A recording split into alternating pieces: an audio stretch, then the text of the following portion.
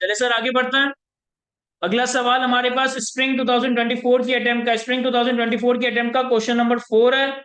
इस सवाल के भी दो पार्ट्स हैं, एक पार्ट की वेटेज 8 मार्क्स, एक की 3 मार्क्स, यानी कि 11 मार्क्स की वेटेज का सवाल है। कहता है Ashfaq is a resident filer who made the following disposals during the tax year 2024. On 15 November 2023, he sold a bungalow located in Karachi for 51 million, which was purchased on 1st January 2019 for 46 million. कह रहा है 1st जनवरी 2019 में इसने एक बैंगलो खरीदा 46 million का, और 15 नवंबर 2023 में इसको बेच दिया 51 मिलियन का। The value determined by the Federal Board of Revenue at the time of sale and at the time of purchase were 48 million and 44 million respectively. अब देखो, खरीदा इसने 46 मिलियन का, खरीदा इसने 46 मिलियन का, लेकिन जिस वक्त इसने खरीदा एफबीआर के हिसाब से इसकी फेयर मार्केट वैल्यू 44 मिलियन है। बेचा इसने 51 मिलियन का है, लेकिन जिस वक्त इसने बेचा एफबीआर के हिसाब से उसकी मार्केट वैल्यू 48 मिलियन है। हमारे लिए कौन सी कॉस्ट रेलेवेंट होगी, 46 या 44? हमारे लिए कौन सी कॉस्ट रेलेवेंट होगी? हमने 46 का खरीदा है, एफबीआर के हिसाब से फेयर मार्केट वैल्यू 44 है।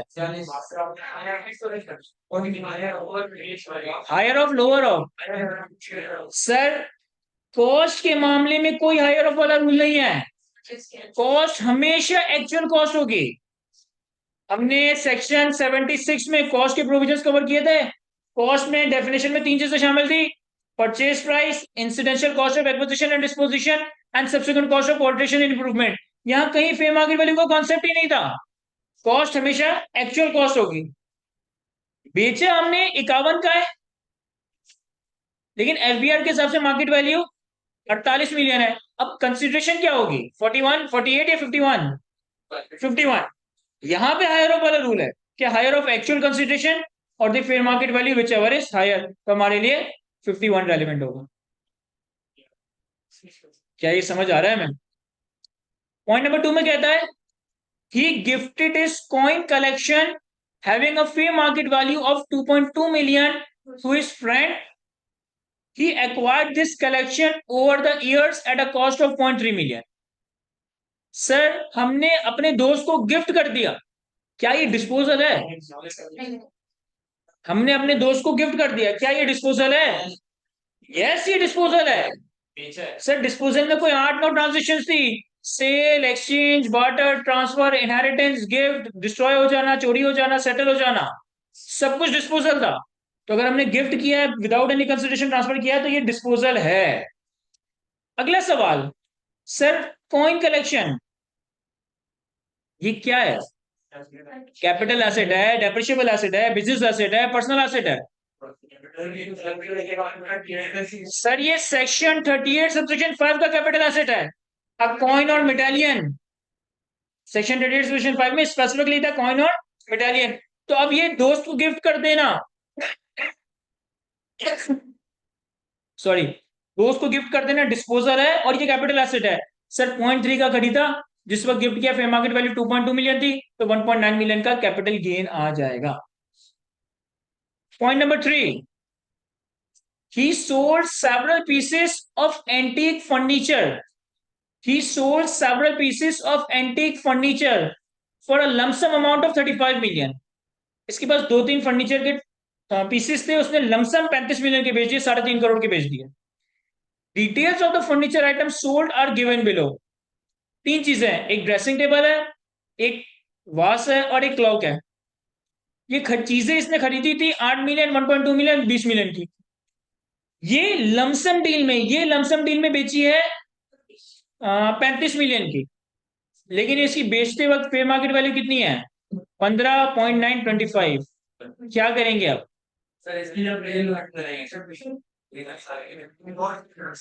सर कॉस्ट तो कॉस्ट रहेगी एक्चुअल, जो लमसम कंसिडरेशन बेची है, हमने एक प्रोविजन कवर किया था, disposal of more than one asset in a single deal, कि अगर आप एक सिंगल डील में एक से ज्यादा एसेट बेचते हो, तो जो भी कंसिडरेशन है इससे fair market value eight the time of disposal के रेशियो में तोड़ देंगे और फिर अकॉर्डिंगली गेन लॉस कैलकुलेट करेंगे। लेकिन एंटीक फर्नीचर ये क्या है सर? अगेन ये सेक्शन 30 का कैपिटल एसेट है क्योंकि एंटीक है। इस केस में लेट्स से इन तीन में से किसी एक चीज के ऊपर लॉस आता है, लॉस को रिकॉग्नाइज नहीं करेंगे, गेन आएगा तो गेन टैक्सेबल हो जाएगा। सर वो गेन किसी और हेड ऑफ इनकम के लॉस को बर्दाश्त कर सकता है। Point number 4 an executive table which Ashfaq used at his residence was moved to his office for office use and incurred transportation cost of 10,000 in this regard. The fair market value of the table at that time was 75,000. Ashfaq had purchased this table for 90,000. Ashfaq ने 90,000 रुपए की एक executive table खरीदी और अपने घर पे इस्तेमाल कर रहा है। फिर इसे ऑफिस लेके चला गया और ऑफिस ले जाने में 10,000 का खर्चा हुआ। Capital gain income from business.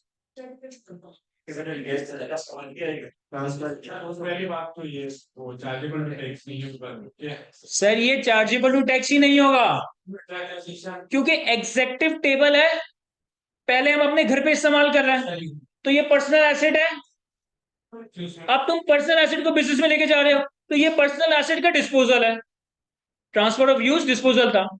लेकिन ये पर्सनल मूवेबल एसेट है, तो जब पर्सनल मूवेबल एसेट की बात आ गई तो वो तो कैपिटल एसेट है ही नहीं। सर थोड़ा सा हमें कंफ्यूजन ये हो रही है कि आपने जो शुमाइला वाला सवाल करवाया था, सुल्ताना वाला, उसमें वो टेबल ऑफिस से गन ला रही थी जो आप टैक्स करवा रहे थे। ये जो बंदा है अशफाक, ये टेबल घर से ऑफिस लेके जा रहा है तो टैक्स नहीं हो रहा, तो ये चल क्या रहा है?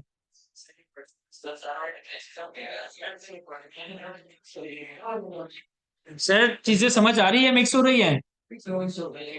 देखो देखो यहाँ देखो सर, हमने एक चैप्टर कवर किया था कैपिटल गेन। कैपिटल गेन में एसेट्स, एसेट्स के चैप्टर में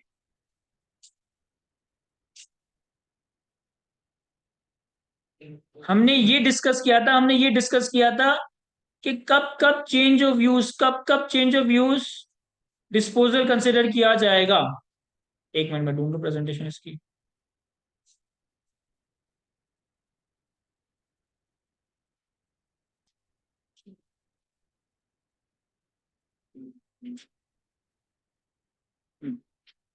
एसेट के चैप्टर में हमने डिस्पोजल की जब डेफिनेशन कवर की थी तो डिस्पोजल की डेफिनेशन में चेंज ऑफ यूज के हवाले से आपने हमें एक इस तरह का टेबल समझाया था। इस टेबल को समझने से पहले हमें पर्सनल एसेट और बिजनेस एसेट का कॉन्सेप्ट समझ होना चाहिए। अभी मैं मूवेबल इमूवेबल की चीजों में नहीं हो रहा, मैं सिर्फ पर्सनल और बिजनेस की बात कर रहा हूं। अगर एक एसेट 100% तुम्हारे पर्सनल यूज में है ना तो वो पर्सनल एसेट है। अगर एक एसेट 100% बिजनेस की यूज में है ना तो वो बिजनेस एसेट है। और अगर एक एसेट कुछ पर्सनल यूज में और कुछ बिजनेस यूज में है तो वो भी पर्सनल एसेट कंसिडर नहीं किया जाएगा, वो बिजनेस एसेट बन जाएगा। भाई फॉर एग्जांपल कि ये जो कैमरा है ये मैं सिर्फ और सिर्फ आईक्यू में इस्तेमाल कर रहा हूं तो ये 100% बिजनेस के लिए इस्तेमाल हो रहा है, ये बिजनेस एसेट है। ये जो लैपटॉप है इसी में आईक्यू की क्लासेस भी ले रहा हूँ, घर जाके नेटफ्लिक्स भी देख रहा हूं, तो ये पर्सनल एसेट नहीं है, ये बिजनेस एसेट है। और घर पे सोते हुए मैं एक नाइटी पहनता हूँ तो वो सिर्फ अपने पर्सनल यूज में इस्तेमाल कर रहा हूँ। सर क्यों एसेट नहीं है? आप शादी करें आपको पता चलेगा नाइटी कितनी महंगी आती है। शादी से पहले तो बंदा पुराने कपड़ों को नाइटी बना लेता है, लेकिन शादी के बाद खरीदनी पड़ती है। वो शादी के बाद ही पता चलेगा आपको। तो मैं क्या कह रहा था, हाँ, अगर मेरे पास कोई ऐसा एसेट है, मेरे घर पे फर्नीचर रखा हुआ है, मेरे घर पे टीवी रखा हुआ है जो मेरे सिर्फ और सिर्फ पर्सनल यूज के लिए है, तो फिर ये मेरा बिजनेस एसेट कंसिडर नहीं होगा, ये मेरा पर्सनल एसेट। तो एक चीज क्लियर हो जाओ, सिर्फ पर्सनल यूज में है पर्सनल एसेट, सिर्फ बिजनेस यूज में है बिजनेस एसेट। और अगर दोनों में इस्तेमाल हो रहा है, भाई फॉर एग्जांपल मेरा जो मोबाइल है, मेरी जो लैपटॉप है, मेरी जो कार है, ये मैं अपने घर के कामों के लिए भी इस्तेमाल करता हूँ, ऑफिस के कामों के लिए भी इस्तेमाल करता हूँ, तो अब ये मेरे लॉ की नजर में बिजनेस एसेट कंसिडर कीजिए। ठीक है, ये क्लैरिफिकेशन आ गई। अब इस क्लैरिफिकेशन के पर्सपेक्टिव से हमने चेंज ऑफ यूज को समझा था कि कब एक्विजिशन कंसिडर होगी, कब डिस्पोजल कंसिडर होगी। अगर हम एसेट का यूज चेंज करते हैं, कोई घर का एसेट ऑफिस में ले आते हैं, ऑफिस का एसेट घर पे ले आते हैं, तो ये समझे कि कब एक्विजिशन होगी, कब डिस्पोजल होगी। मैं टैक्सेशन की बात नहीं कर रहा, टैक्सेशन अगला स्टेप होगा। पहले तो ये कंक्लूड करना है कि एक्विजिशन और डिस्पोजल भी हो रही है या नहीं। सर क्या सिनेरियो थे, अगर मैं एक एसेट को पर्सनल यूज से कंप्लीटली बिजनेस यूज में ले आऊं, तो पहले ये सिर्फ पर्सनल यूज में था, यानी कि कौन सा एसेट था, पर्सनल एसेट था। अब इसे बिजनेस यूज में ला रहे हैं, तो कौन सा एसेट बना रहे हैं, बिजनेस एसेट बना रहे हैं। तो ये एक्विजिशन ऑफ बिजनेस एसेट है और डिस्पोजल ऑफ पर्सनल एसेट है। अगर एक एसेट पहले सिर्फ पर्सनल यूज में था, तो कौन सा एसेट था, पर्सनल एसेट। अब इसे पर्सनल और बिजनेस यूज में ला रहे हैं, तो ये बिजनेस एसेट बन रहा है, यानी कि ये एक्विजिशन ऑफ बिजनेस एसेट और डिस्पोजल ऑफ पर्सनल एसेट है। अगर एक एसेट पहले सिर्फ बिजनेस यूज में था, अब पर्सनल यूज में जा रहा है, तो बिजनेस यूज में था तो ये बिजनेस एसेट था, अब पर्सनल यूज में जा रहा है तो ये पर्सनल एसेट बन रहा है। तो ये एक्विजिशन ऑफ पर्सनल एसेट और डिस्पोजल ऑफ बिजनेस एसेट है। अब ये वाला पॉइंट, एक एसेट पहले बिजनेस यूज में था, तो ये कौन सा एसेट है, बिजनेस एसेट। अब आप इसे पर्सनली भी इस्तेमाल करो तो बिजनेस में, तो अब ये कौन सा एसेट है, बिजनेस एसेट ही है। तो ना ये एक्विजिशन है ना ये डिस्पोजल है। क्या ये समझ आ रहा है। सर एक एसेट पहले पर्सनल और बिजनेस दोनों में इस्तेमाल हो रहा था, तो क्या है ये, अब सिर्फ पर्सनल यूज में इस्तेमाल होगा, तो क्या बन गया ये पर्सनल एसेट। तो ये acquisition of personal asset, disposal of business asset. Sir last, अगर एक एसेट पर्सनल और बिजनेस यूज में था, तो क्या था ये, बिजनेस एसेट। अब सिर्फ बिजनेस यूज में लेकर आ गए, तो क्या बन गया ये, बिजनेस एसेट ही रहा। तो ना एक्विजिशन है ना डिस्पोजल। क्या ये समझ आता है, ये टैक्सेशन नहीं है, ये बता रहा हूं कि कब डिस्पोजल होगी कब डिस्पोजल नहीं होगी। क्लियर है यहां तक। अब अगले स्टेप पे आते हैं।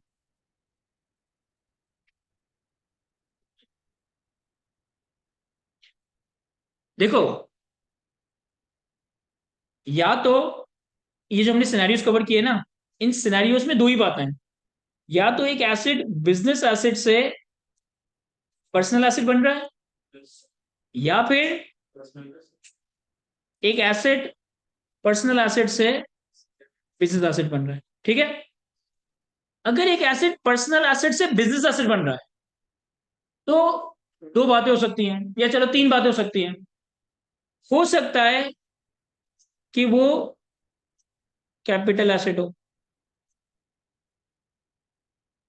हो सकता है कि वो पर्सनल मूवेबल एसेट हो। सर ये दो कैटेगरी आपने कैसे बनाई, अगर एक एसेट मेरे घर पे इस्तेमाल हो रहा है, तो वो तो किसी तरह भी डेप्रिशिएबल एसेट नहीं हो सकता, घर के एसेट को डेप्रिशिएट नहीं करते। तो घर पे जो एसेट इस्तेमाल हो रहा है, या तो वो कैपिटल एसेट होगा या वो पर्सनल मूवेबल एसेट होगा। एग्जाम्पल दें, अगर मेरी अपनी प्रॉपर्टी है, फ्लैट है, बैंगलो है, पोर्शन है, लैंड है, तो ये कैपिटल एसेट है। लेकिन अगर मेरे घर पे मेरा टेलीविजन है, फर्नीचर है, नाइटी है, तो ये पर्सनल मूवेबल एसेट है, ये कैपिटल एसेट नहीं है, क्योंकि कैपिटल एसेट की डेफिनेशन से पर्सनल मूवेबल प्रॉपर्टीज को बाहर रखा गया था। तो ये दो पॉसिबिलिटी हो सकती है, या कोई तीसरी चीज निकल सकती है। सर आपके पास शेयर हो, सर शेयर्स कैपिटल एसेट है। सर आपके पास फ्लैट हो, फ्लैट कैपिटल एसेट है। सर आपके पास बैंगलो हो, बैंगलो कैपिटल एसेट है। सर आपके पास पर्सनल बाइक हो, वो पर्सनल मूवेबल प्रॉपर्टी। सर आपके पास घर पे पर्सनल प्लांट एंड मशीनरी हो, तो ये बहुत बेतुकी बात है, प्लांट एंड मशीनरी पर्सनल घर पे की होगी, सही है, तो वो यही बन गए ना। अब सुनिए सुनिए सुनिए सुनिए, घर पे क्या काम करते हैं, प्रिंटिंग वगैरह का प्रिंटिंग वगैरह कौन सी printing, printing machine photostat machine लगा दी मैंने। तो अगर मैंने घर पे फोटोस्टेट मशीन लगा दी ना, तो अब ये घर नहीं रहा, कारोबार बन गया, और ये बिजनेस एसेट बन गया। सही है, समझिएगा।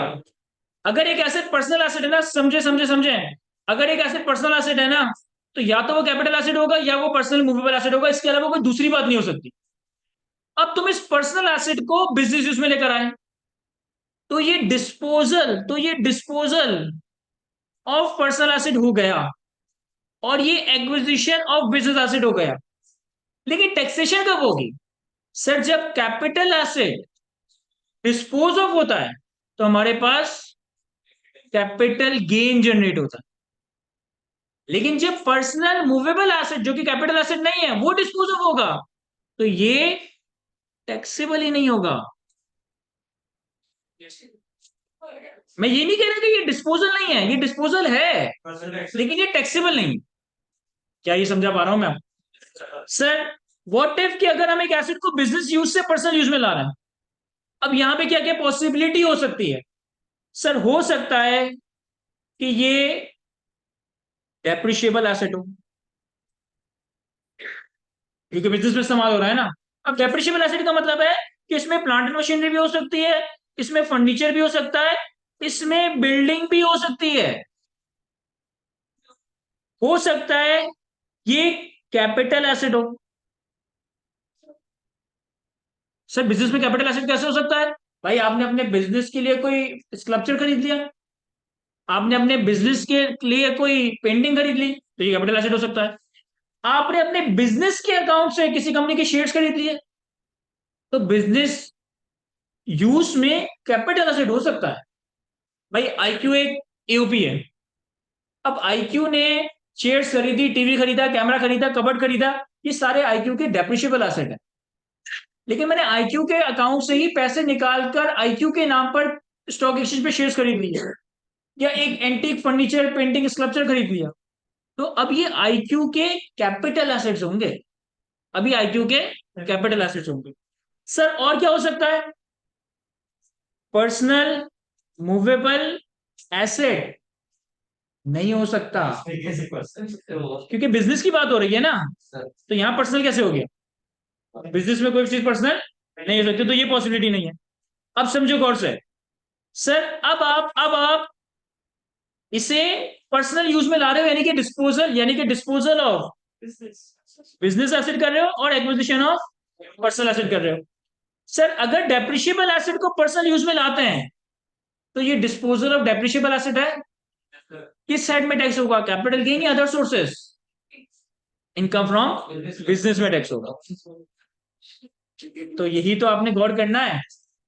अगर डेप्रिशिएबल एसेट बिजनेस से पर्सनल यूज में जा रहे हो तो depreciable asset is income from business. और अगर कैपिटल एसेट को पर्सनल यूज में लेकर चले जाए तो अब ये टैक्सेबल होगा, कैपिटल एसेट है, कैपिटल एसेट की डिस्पोजल कैपिटल गेन में टैक्स होगी।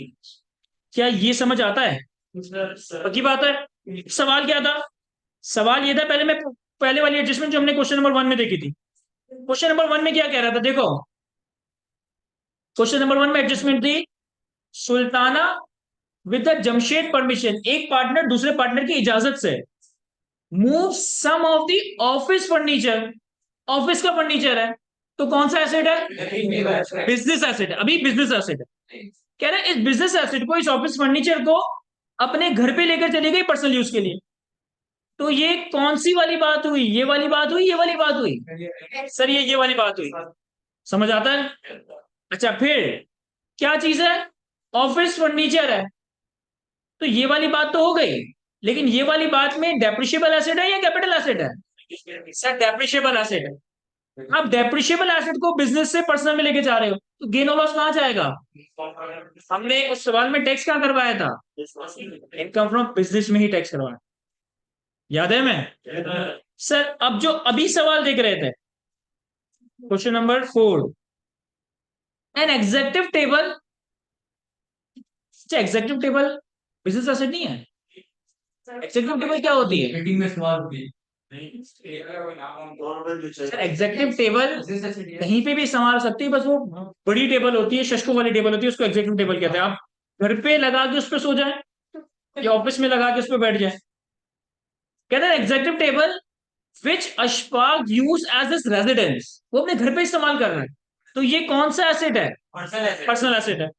मूव टू इस ऑफिस, ऑफिस लेके चला गया तो अब कौन सा इवेंट हुआ? ये वाला, ये वाला? सर ये वाला। इसमें हमें ये देखना है कि कौन सी कैटेगरी है। तो क्या था सर? एग्जेक्टिव टेबल था। क्या executive table personal movable asset है या कैपिटल एसेट है? सर पर्सनल मूवेबल एसेट है, तो क्या होगा? क्या ये समझा पा रहा हूं मैं आपको? समझा? तो सर इसका क्या करेंगे ये तो बताएं। इनकम फ्रॉम बिजनेस या इनकम फ्रॉम अदर सोर्सेज? कुछ भी नहीं करें, कुछ भी नहीं करें, मतलब लिख देंगे कि executive table been in personal use या been personal movable property would not be subject to tax upon disposal. कुछ तो लिखेंगे। अच्छा सवाल की फिर मार्केट वैल्यू,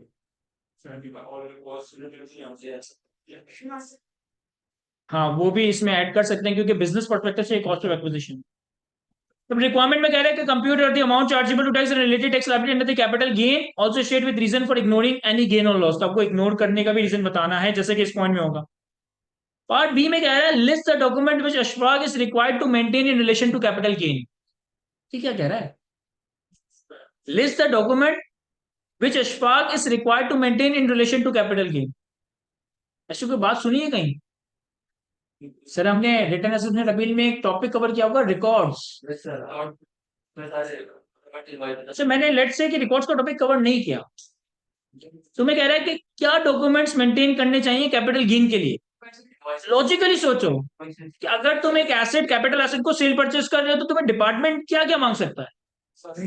जो एसेट खरीदा उसका एविडेंस, जो एसेट बेचा उसका एविडेंस, और जो बेचने में खर्चा हुआ क्योंकि हम कॉस्ट ऑफ डिस्पोजल को भी माइनस कर देना उसका एविडेंस। इसके जवाब में यही तीन चीजें हैं, evidence for purchasing the asset, evidence for disposing of the asset, and evidence for the disposal cost incurred in the process of disposition. Evidence में वो लीगल डॉक्यूमेंट सब कवर हो गया ना। जरा इसका पार्ट एक खुद से सॉल्व करें जब तक मैं थोड़ी चाय पी लूं। यहाँ देखिएगा सर मैं सॉल्व करवा देता हूँ इस सवाल को। हमें कैपिटल गेन कैलकुलेट करना है इस सवाल में, और टैक्स पेयर हमारे पास अशफाक जो कि एक रेजिडेंट फाइलर है। तो हमारे पास question number 4 part A, mister Ashfaq resident individual tax year 2024, और लार्जली जो इसकी इनकम है वो कैपिटल गेन की है।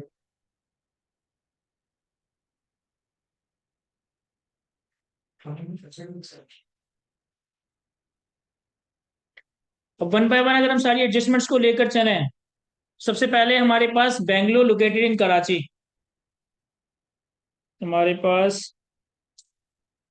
बेंगलोर इन कराची, बेंगलोर की डिस्पोजल पे हमारे पास जो कैपिटल गेन आएगा वो कैलकुलेट होगा।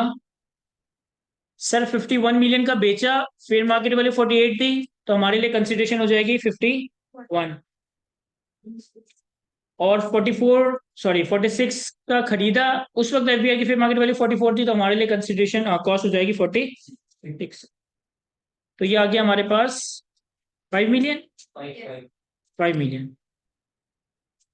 अब इमोल प्रॉपर्टी के केस में जब हम, अच्छा इन्होंने कैपिटल गेन ही मांगा है आपसे, नहीं टैक्स लायबिलिटी भी मांगी है ना, इन्होंने टैक्स लायबिलिटी मांगी है, तो इसका मतलब है कि टैक्स लायबिलिटी कैलकुलेट करने के लिए हमें एक्चुअल रेट भी आइडेंटिफाई करना है। हमने 1 जनवरी 19 पे खरीदी और 15 नवंबर 23 पे बेची, तो 1 जनवरी 19 से 15 नवंबर 2023, देखो 1 जन 19 से 1 जन 20 1 साल, 1 जन 21 2 साल, 1 जन 22 3 साल, 1 जन 24 से पहले बेच दिया। इसका मतलब है कि जो इसका होल्डिंग पीरियड है वो less than 4 year but more than 3 year है। सही है सर, इसका क्या करना है? ये बात अब हमें क्यों बता रहे हैं सर? ये बात इसलिए बता रहा हूँ जो रेट्स अप्लाई होंगे, आपको रेट्स याद नहीं रखने, आपका एग्जामिनर आपको देगा, वो depending upon the holding period, depending upon the type of property apply होंगे। हमारा जो होल्डिंग पीरियड है वो 3 साल से ज्यादा 4 साल से कम है, यानी कि हम इस वाले स्लैब में फॉल करेंगे। और हमारी जो प्रॉपर्टी है वो क्या है? Bangalore, open plot, constructed property या फ्लैट? कितना रेट लगेगा? मैं यहाँ पे लिख देता हूँ कि इस पे जब हम टैक्स कैलकुलेट करेंगे,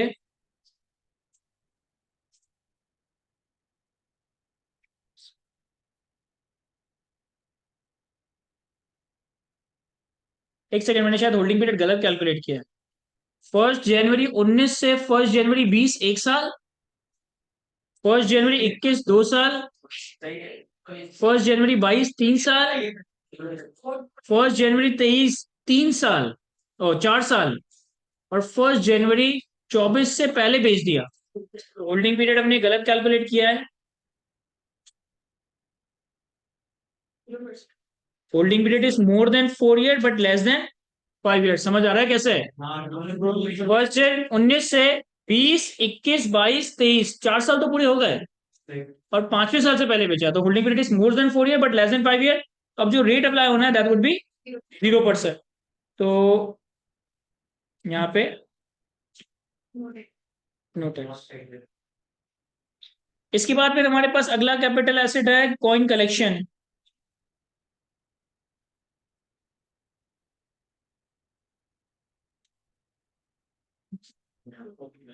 कॉइन कलेक्शन के केस में हमारे पास जो कैपिटल गेन कैलकुलेट होगा, हमने खरीदे 0.3 के, अपने दोस्त को गिफ्ट कर दिए 2.2 मिलियन के, तो 2.2 मिलियन माइनस 0.3 मिलियन, तो 1.9 मिलियन।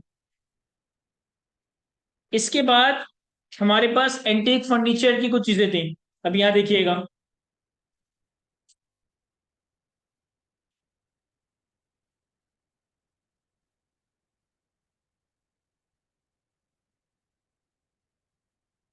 एंटीक फर्नीचर के केस में हमारे पास 3 चीजें हैं।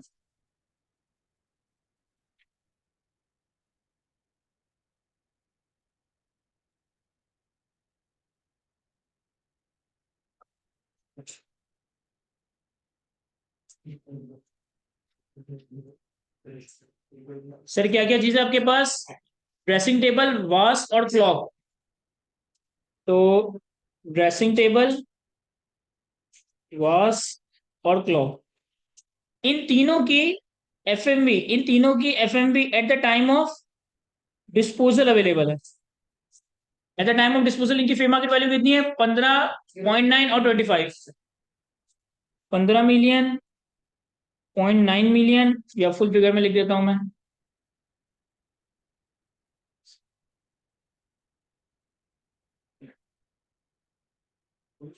और 25 मिलियन। इन तीनों का टोटल कितना हो गया?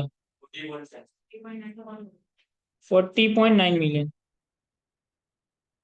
इन सबको जब हमने बेचा तो हमारे पास एक्चुअल प्रोसीड्स वो कितनी है? सर हमने इन सबको लमसम डील में 35 मिलियन में बेच दिया, तो हमें क्या करना होगा कि इस 35 मिलियन को इन तीनों की फेयर मार्केट वैल्यू के रेशियो में अलोकेट करना होगा। कैसे? 35 million multiply by 15 million divided by 40.9।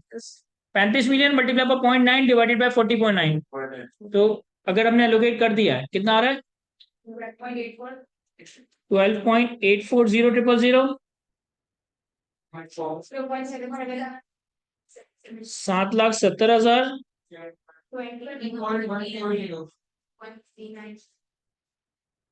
अब यहां ध्यान दें, इन तीनों की हमारे पास कॉस्ट अवेलेबल है। कॉस्ट कितनी है? 1.2 8 मिलियन, 1.2 मिलियन एंड 20 मिलियन। अब हम जब गेन कैलकुलेट करेंगे तो पहले ड्रेसिंग टेबल पे गेन कितना आया? 12.84 minus 8 million, 4.84। 7 minus 1.2 million, loss आ रहा है। बेस्ट लगा दिया मैंने, लिख दिया कि आपको याद रहे लॉस। और तीसरे में 21.39 माइनस 20, ऐसे ही होगा। अब अगर किसी ने ऐसे कर दिया ना, ये गलत है। क्यों? इस वजह से कि आपने इन तीनों की फेयर मार्केट वैल्यू लिखी, जो एक्चुअल कंसिडरेशन थी उसे फेयर मार्केट वैल्यू के रेशियो में एलोकेट कर दिया, लेकिन कंसिडरेशन रिसीव की डेफिनेशन क्या थी? Higher of actual consideration of fair market value, sir higher of actual consideration और फेयर मार्केट वैल्यू। नहीं याद आ रहा? क्या लिखा है? तो हम इन दोनों का हायर लेंगे ना, और अगर मैं टोटलिटी में देखूं जब इसकी वैल्यू ज्यादा आ रही है तो इसका मतलब है कि तीनों की फेयर मार्केट वैल्यू ही हायर है, ना कि एक्चुअल कंसिडरेशन।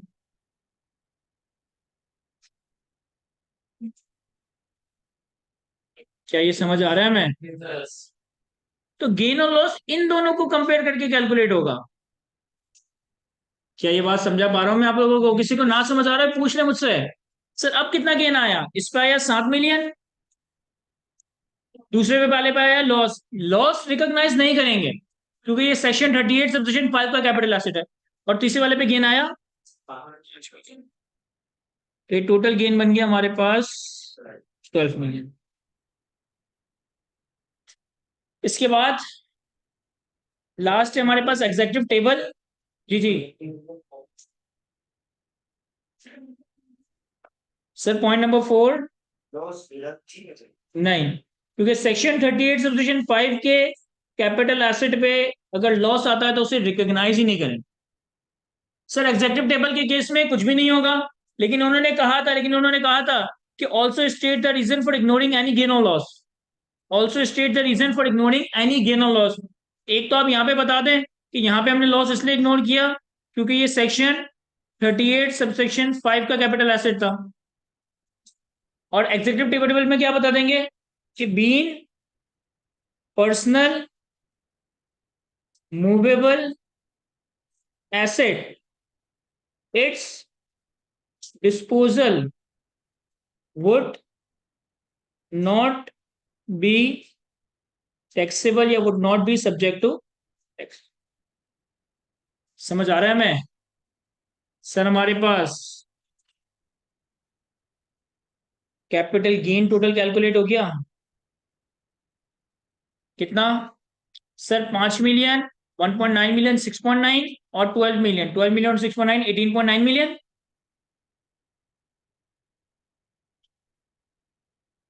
अब जो कैपिटल गेन है वही आपका टोटल इनकम है, वही आपकी टैक्सेबल इनकम है। लेकिन टैक्सेबल इनकम से हम लेस कर देंगे सेपरेट ब्लॉक ऑफ इनकम।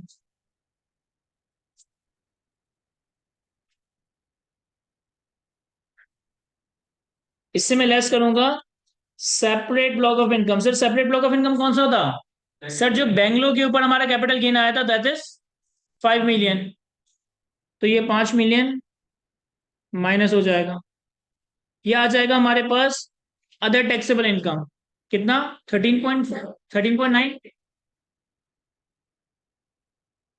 तुम्हें समझ आ रहा है कैप में जो लड़का बैठा हुआ है? पक्की बात है? 13.9 मिलियन ये हमारे पास अदर टैक्सेबल इनकम आ गई। इन्होंने सवाल में सिर्फ टैक्सेबल इनकम या कैपिटल गेन की इनकम नहीं मांगी, इन्होंने कहा टैक्स लायबिलिटी भी बताएं। सर इसका स्टेटस क्या होगा? Salary non salary? Sir non salary क्योंकि सैलरी का कोई डेटा ही नहीं है। अब सबसे पहले tax on separate block of income. Separate block income कितनी थी? 5 मिलियन। और उस पर टैक्स कितना लगना था? 0% या कोई भी नहीं। और उसके बाद टैक्स ऑन ₹13.9 मिलियन। इसके लिए हमें स्लैब रेट चाहिए होगा। स्लैब रेट अगर हम अपने पास ओपन करें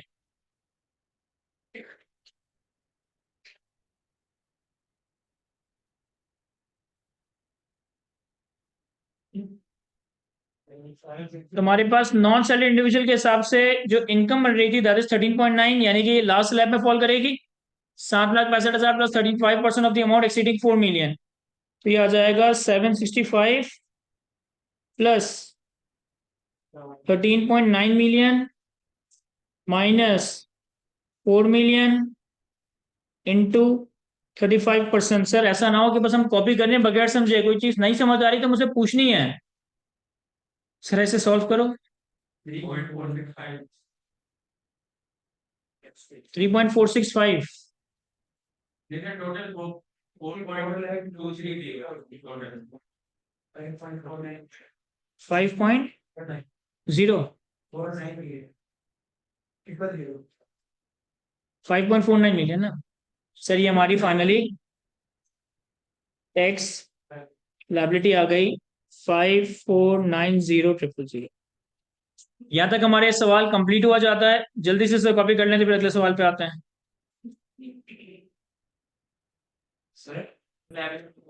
टैक्स लायबिलिटी में शायद कोई कैलकुलेशन एरर हो गया है, ये सही नहीं है।